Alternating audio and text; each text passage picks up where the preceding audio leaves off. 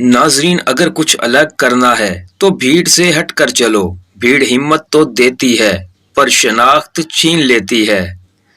کسی کی اتنی ہی قدر کریں جتنی وہ آپ کی کرتا ہے۔ بے حساب قدر آپ کا سکون برباد کر دے گی۔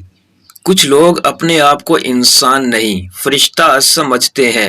ان کے کام بھی فرشتوں جیسے ہیں، یعنی دوسروں کے گناہوں اور برائیوں کا حساب رکھنا۔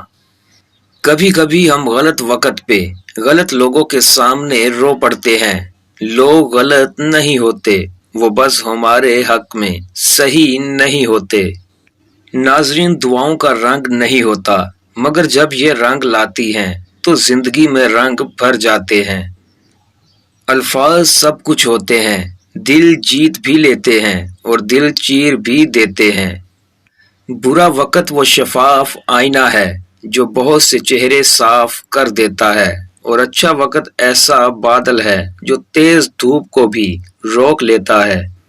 ہماری زندگی میں کچھ لوگ ایسے بھی ہوتے ہیں جو گدھے پر بھی سوار ہونے کے لائق نہیں ہوتے، اور ہم ان کو ذہن پر سوار کر لیتے ہیں۔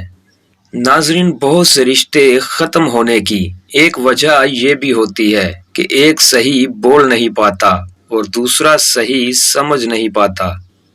ناظرین، جن لوگوں کے پاس آپ کو دینے کے لیے وقت ہی نہ ہو، ان کے پیچھے پیچھے اپنی محبت کا رونا روتے پھرنا بے معنی ہوتا ہے، کیونکہ بھیک میں ملے دو لمحوں کی توجہ کا اگر دل ایک بار عادی ہو جائے تو پھر ساری زندگی یہی بھیک ملتی ہے۔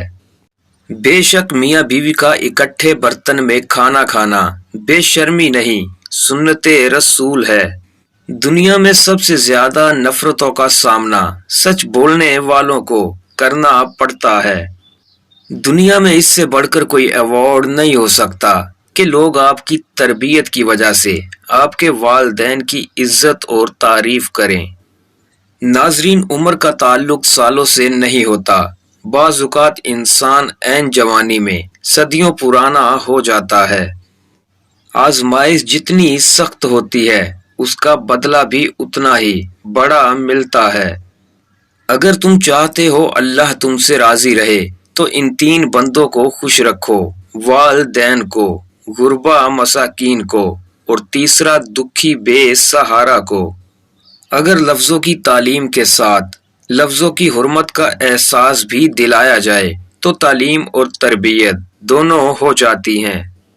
ناظرین، ہجوم کے ساتھ غلط راہ پر چلنے سے بہتر ہے کہ ہدایت کے راستے پر تنہا چل پڑو۔